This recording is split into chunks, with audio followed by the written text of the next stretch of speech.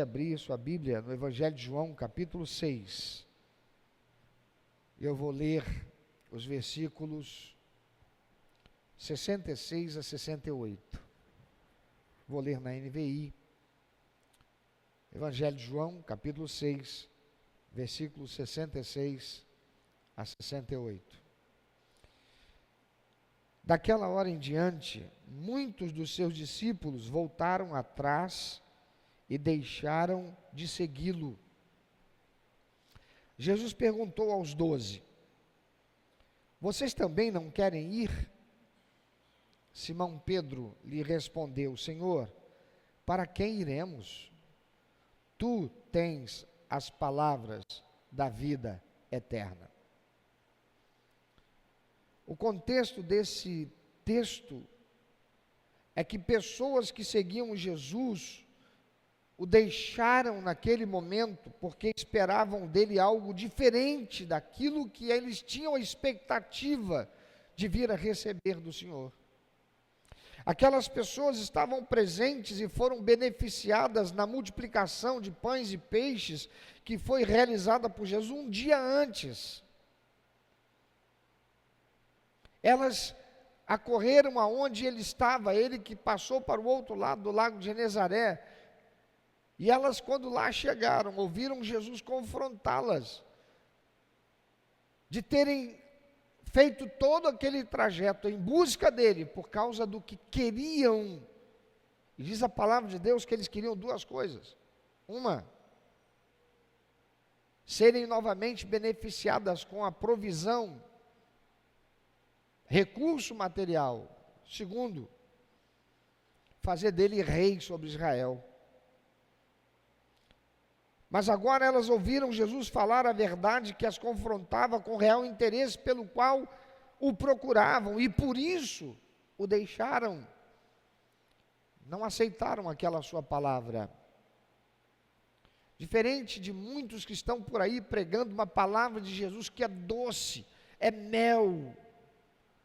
Nem sempre a palavra de Jesus foi aquilo que as pessoas queriam ouvir.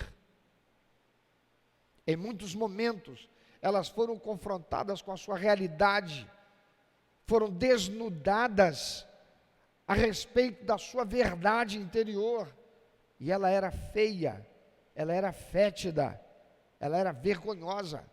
E quando Jesus o fez, não o fez para que fossem humilhados, para que expostos fossem constrangidos, mas para que eles tivessem a oportunidade de tomar a decisão de renovar a sua existência, refazer o seu caminho, consertar o que estava errado, reformar a sua vida. Aquelas pessoas o procuravam para terem satisfeitas as suas aspirações materiais e ideológicas. Eles queriam o pão que perece e o reino independente de Roma, tendo Jesus como seu rei. A mesma coisa se repete hoje, porque muitos são os que procuram Jesus pelos mesmos motivos. Mas e você? Eu pergunto, olha para mim, e você? Por que é que você procura Jesus? Várias são as pessoas que depois de não conseguirem aquilo que queriam, abandonaram. E muitos estão por aí abandonando a igreja, decepcionados com Jesus. Esperavam serem recompensados porque foram fiéis, porque foram honrados, porque foram honestos, porque viveram santidade, porque dedicaram-se religiosamente, praticaram o serviço ministerial na igreja, mas a bênção do emprego não veio, a gravidez desejada não veio, o milagre não veio, o casamento não veio ou não foi consertado, a prosperidade não veio. Então, frustradas, querem abandonar ou abandonaram a fé, se sentindo traídas. Afinal, por que Deus não mudou minha vida? É o que muitas se perguntaram antes de sair, antes de abandonar a igreja, antes de abandonar Jesus. Uma das razões pode estar no fato de que Deus é onisciente e conhece o propósito do coração de cada um.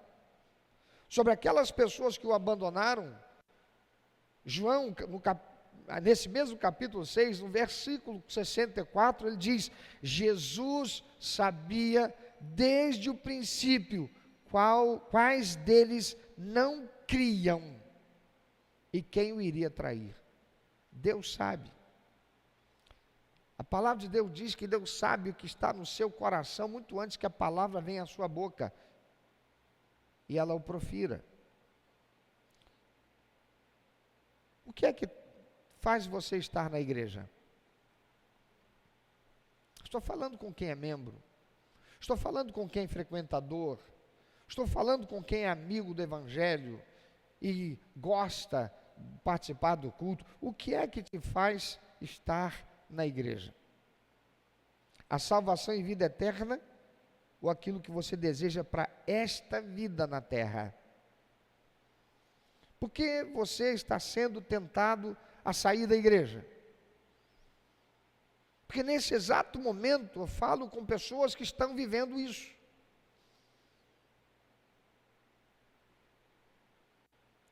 Eu sou da roça, e na roça tinha, dentre tantos adágios populares, um que a minha mãe usava muito. Quando a gente falava a respeito de alguma vontade que a gente tinha, a mamãe dizia: vontade dá e passa. Algumas vontades, elas só passam depois que nós as satisfazemos. Outras passam depois que nós percebemos que elas não eram vontades que deveríamos ter satisfeitas, porque não era inteligente, não era para nosso abençoamento. Mas por que é que há tantos sendo tentados a sair da igreja? Quem sabe você, por que você está sendo tentado a sair da igreja?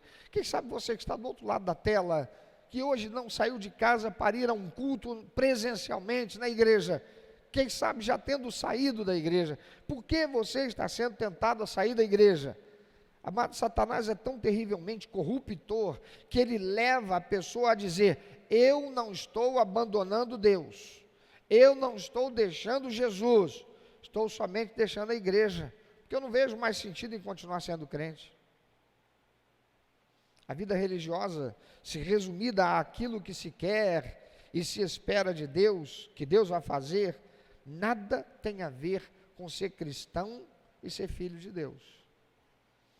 Eu sou cristão, fiel a Deus, sirvo a Jesus, sirvo a sua igreja, porque eu estava condenado ao inferno e à morte eterna, mas eu criei de todo o coração, alma e entendimento que, mesmo não sendo merecedor, Jesus morreu para me dar salvação e vida eterna, por cujo sacrifício eu fui tornado filho de Deus, salvo, selado com o Espírito Santo para a vida eterna no céu. Essa é a única e plausível razão. A razão para ser cristão e membro da igreja de Cristo é porque a vida não tinha significado nem significância longe dele, sem ele. Mas então descobri o porquê de existir e a razão para estar vivendo. E a Bíblia diz que é porque Deus me criou para ter um relacionamento com ele, com o meu próximo e com a natureza que dê prazer ao coração dele. Se isso não for suficiente para você, e você estiver colocando na realização de projetos pessoais e condições de vida a razão para a sua felicidade, está aí a explicação do porquê as coisas não acontecem, não aconteceram para você, porque está escrito, Neemias 8:10, a alegria do Senhor é a nossa força. Tiago vai dizer: vocês pedem e não recebem, porque vocês pedem mal. Vocês pedem para satisfazer os seus deleites. Vocês pedem para satisfazer aquilo que vocês querem, sem nenhuma responsabilidade, compromisso, conexão com o que Deus quer. Com a razão de vocês existirem. Acontece, amados, que Deus conhece a intenção do nosso coração. Ele sabe se aquilo que estamos fazendo hoje é por pura emoção, porque a gente está empolgado, porque a gente está animado, porque é uma experiência nova, diferente, de religiosidade, que daqui a pouco vai passar. Quando? Quando o vento quente não for embora e o ar-condicionado chegar. Está demorando demais esse ar-condicionado. Não aguento mais ficar nesse calor que eu só suo. É só problema, é só problema, é só problema, é só problema, é só dificuldade. Aquilo que eu quero não acontece, eu estou procurando fazer o dono do meu melhor, cadê Deus? E como sintoma do afastamento de Deus, é a igreja que dela se primeiro afasta. Se você vive em crise do porquê não prospera, a resposta está na integridade do teu coração em relação a Deus.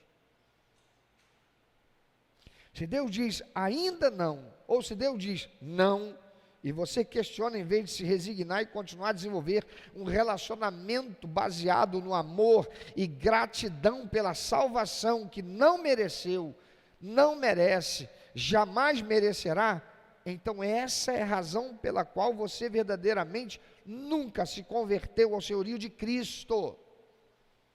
Você pode ter recebido Jesus como Salvador, mas não como Senhor.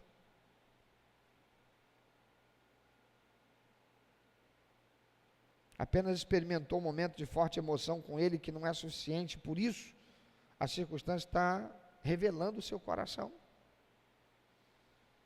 Longe de estar aqui usando do púlpito para acusar você. Estou da parte do Senhor fazendo o mesmo que Ele, falando aquilo que às vezes é indigesto, é desagradável, é desgostoso ouvir, e por essa mesma razão, muitos o deixaram naquela hora. O que você deve fazer se você reconhecer que é isso mesmo que está acontecendo? Arrependa-se e racionalmente renda-se ao senhorio de Cristo Jesus, passando a viver por fé e obediência para dar prazer ao coração de Deus e não barganhando para ter o que tanto deseja.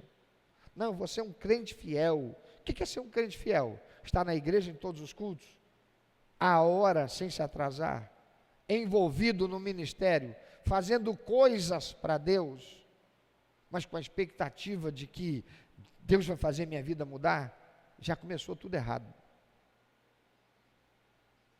Porque nós só devemos fazer isso por consequência do reconhecimento do que Ele já fez e de quem Ele é. O problema é que você participa de um culto num dia de domingo, onde a verdade é pregada, mas você tem 6 outros dias da semana para ouvir heresias através das mídias sociais. Pregadores de um evangelho que faz de Deus ser um serviçal do homem.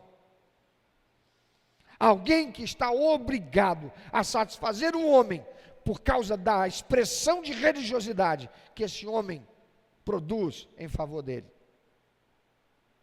Não rumina a palavra que recebe, não é ovelha, é consumidor. A diferença entre ovelha de Cristo e consumidor do Evangelho é que o consumidor tem fome o tempo todo, a ovelha não. Ela mastiga, engole, rumina, leva tempo para isso acontecer. Tem muita gente que não para em igreja porque é consumidor. Hoje é batista, amanhã é presbiteriano, depois de amanhã é assembleano, depois de amanhã é congregacional e por aí vai. Não tem identidade em Cristo. Então arrependa-se racionalmente, renda-se ao senhorio de Cristo Jesus, passando a viver por fé e obediência para dar prazer ao coração de Deus e não barganhando para ter o que tanto deseja. Fé é diferente do que muita gente pensa. Ainda hoje, vindo para cá, eu estava ilustrando para a Beatriz o que é ter fé. É uma ilustração muito simples. Aqui no Brasil não é comum nós termos porão nas casas. Porão é um espaço subterrâneo construído embaixo da casa. Você vê isso muito em filmes americanos, porque lá, sobretudo nas regiões que são afetadas por tufões, por furacões, por tornados, eles constroem embaixo da terra um espaço onde ficam protegidos caso a casa venha a sofrer com o impacto de um furacão. As casas, via de regra, são construídas de madeira lá. E para acessar o porão, tem uma escada, via de regra, também feita de madeira, cuja porta está acessível entre a sala e a cozinha, mais ou menos no meio da casa, exatamente para que haja a possibilidade de um escape rápido. E ao longo do tempo, quando não se faz necessário utilizar aquele porão para o fim de proteger-se da intempérie, o que é que se faz lá? Guarda-se tralha. Você tem um lugarzinho de tralha em casa? Eu tenho o meu. Normalmente é no porão. É no porão onde se guardam ferramentas, objetos que se usam eventualmente. E um pai, chefe de família, morando naquela casa, ele, a esposa e uma filhinha de 4 aninhos. Faltou energia, era ainda dia, ele desceu para ver se era o fusível que tinha queimado. Então ele desce as escadas, ele está ali próximo da escada, mexendo, e está tudo escuro no porão, só tem iluminação na parte de cima, onde é a casa, primeiro andar, o térreo. E a filhinha vem passando, vê a porta aberta, e ela intui, o papai está ali embaixo, ela começa a ouvir o barulho do papai mexendo com alguma coisa, então ela diz, ela olha para baixo, ela não vê nada, então ela diz, papai, o senhor está aí? E ele diz, sim, filhinha, papai está aqui embaixo. E ela diz, mas eu não estou vendo o senhor, porque ela está na parte da claridade. Você sabe como funciona isso? Você está na parte de claridade, você olha para dentro de casa, você está do lado de fora, você olha para dentro de casa, você não consegue enxergar as coisas direito, mas quem está em casa está vendo tudo, porque você está debaixo da luz do sol. E lá no porão, tudo escuro, a criança aqui no pé da escada, na parte de cima, olhando para baixo, só via escuridão, mas o papai lá de baixo, olhando para ela, está vendo perfeitamente. E ela diz, papai, eu queria ir até o senhor, eu quero ir o senhor. Então o papai diz, então pula, filhinho, o papai vai te pegar. E sabe o que é que a filhinha faz? Ela pula. Por que ela pula? Porque ela não tem juízo? Não, porque ela confia, porque conhece a voz do seu papai, ainda que não o esteja vendo. Isso é fé. E a palavra de Deus diz que sem fé é o quê? Impossível agradar a Deus. Mas se nós crermos, o que diz a palavra de Deus? Veremos a glória de Deus. O problema é que as pessoas estão procurando, e tantos crentes estão procurando Deus por aquilo que Ele pode fazer, e que elas queiram que Ele faça, quando necessariamente pode não ser o que Ele quer, ou não no tempo em que queiramos, porque a palavra de Deus diz que tem um tempo certo para todas as coisas. Se você olha para trás, quanta coisa você teria feito diferente do que você fez, e hoje você se arrepende de ter feito o que você fez. Se você pudesse apertar um botão e voltar lá atrás e ter uma oportunidade de fazer diferente, você faria, porque naquela época você não sabia o que era necessário para tomar aquela decisão. Levanta a sua mão, além de mim tem mais alguém? Poxa vida, é por aí. Nem tudo que a gente quer, e nem tudo que a gente pensa que é o melhor para a gente, é o melhor. O melhor para a gente é crer em Deus, ter fé nele e viver para a glória dele. Nós fomos criados para a glória de Deus e não o contrário. Os ídolos foram criados pelos homens que os buscam como deuses para terem seus interesses satisfeitos. É o ídolo para o casamento, que tem que botar de cabeça para baixo para afogar ele, porque senão, enquanto ele não fizer o casamento acontecer, não desafoga. É o ídolo para causa urgente. É o ídolo para a boa morte. Tem ídolo para tudo. Criação do homem para manipular, ou na busca de manipular o sobrenatural, para que possa fazer aquilo que lhe agrada. Buscar a Deus como quem busca um ídolo é um equívoco enorme, amados. Aquilo que desejamos é consequência de quem nós somos para Deus. Salmo 37, versículo 4, diz o seguinte: deleite-se no Senhor, e Ele atenderá aos desejos do teu coração. Aí, pastor, é a Bíblia dizendo.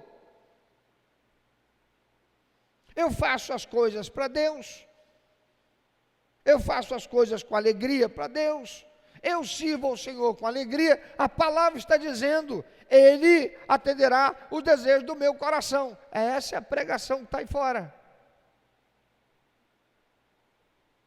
Traz o dízimo, traz a oferta, porque Deus vai fazer, mostra que você tem fé. E depois tem frustração, decepção, abandono da igreja, abandono de Deus. Vai até para religiões que são absolutamente contraditórias em relação ao cristianismo, por absoluta frustração, por ignorância voluntária, porque a Bíblia está ao alcance de todos, e o Senhor Jesus disse: se você conhecer a verdade, o que ela vai fazer? Vai te libertar, e a verdade nos liberta da ignorância, daquilo que não sabemos.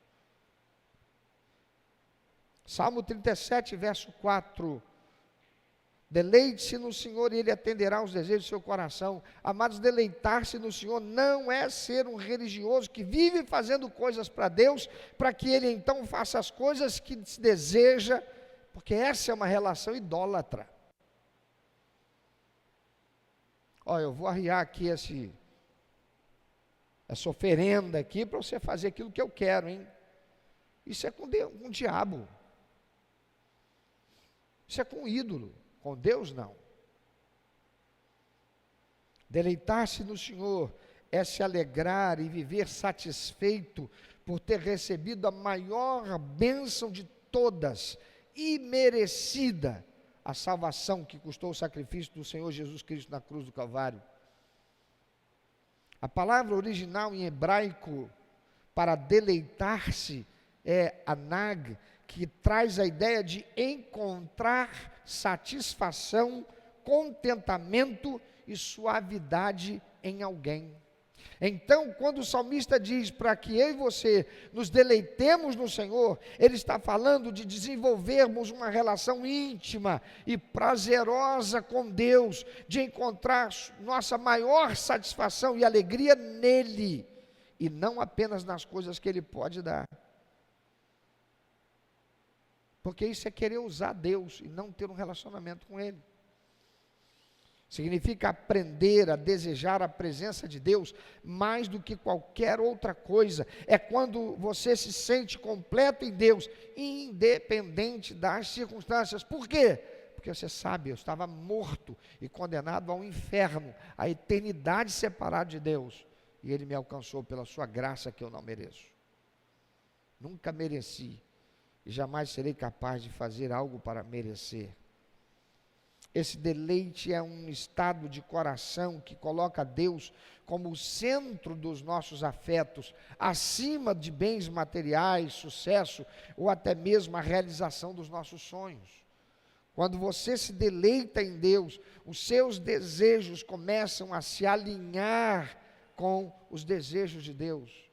Por isso o versículo continua: e Ele satisfará os desejos do seu coração. Ou seja, não é que Deus vá simplesmente te dar tudo o que você quer, mas Ele vai moldar o seu coração para desejar aquilo que é bom, correto e que está alinhado com a vontade dEle.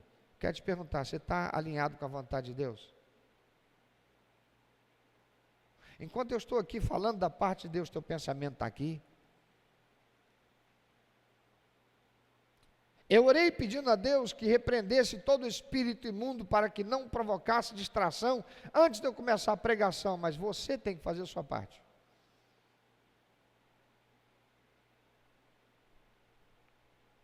Você está como ovelha, comendo o alimento espiritual que você está recebendo? E você vai ruminar quando sair daqui? Então, deleitar-se no Senhor, amados, é amar a Deus acima de tudo e encontrar nele a fonte da verdadeira felicidade e realização. A partir disso, nossos desejos passam a ser transformados e o que queremos se harmoniza com o que Deus quer para nós. O que você quer se harmoniza com o que Deus quer para você. Talvez seja o que Ele queira, mas agora? É nesse momento? Quem vive focado no que não tem e amargurado pelo que ainda não conseguiu, não tem um coração grato e reconhecido do que lhe foi dado sem merecimento, o sacrifício vicário de Jesus naquela cruz, para a sua salvação e vida eterna. Isso chama-se ingratidão. Quando o Senhor Jesus pergunta aos seus 12 discípulos se também eles queriam deixá-lo, Pedro responde dizendo: Senhor, para quem iremos?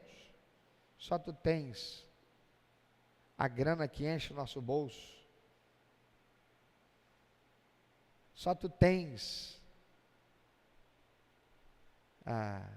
muito dinheiro no bolso e saúde para dar e vender. É isso que ele respondeu?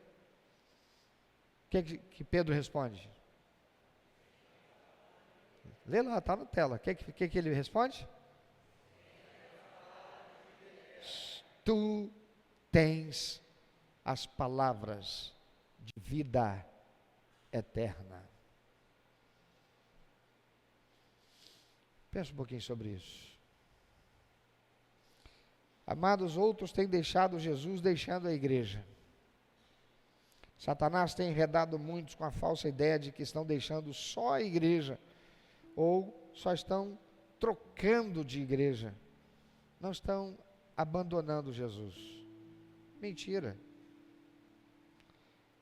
Se você está numa igreja cujo púlpito é santo e não corrompido, uma igreja amorosa e comprometida com os ideais do reino, que não negocia os princípios e valores da palavra de Deus, toda tentativa de explicar a razão de sair e ir para outra é vaidade e autoengano.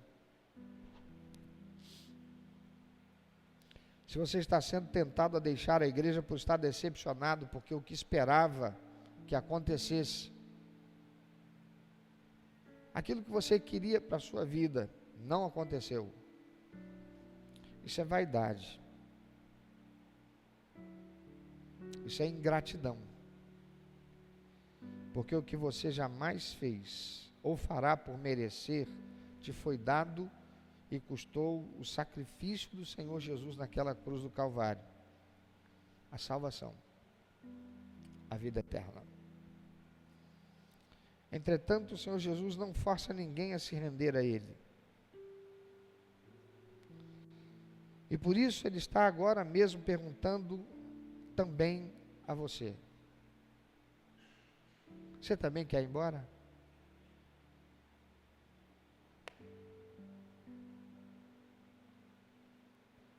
Você também quer ir?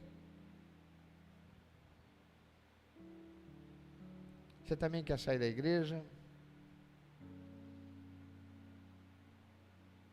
Tua mente já tem sido poluída pelo pensamento de que é só a igreja.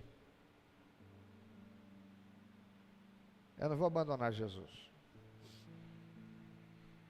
Como alguém pode só deixar a casa e não abandonar o cônjuge?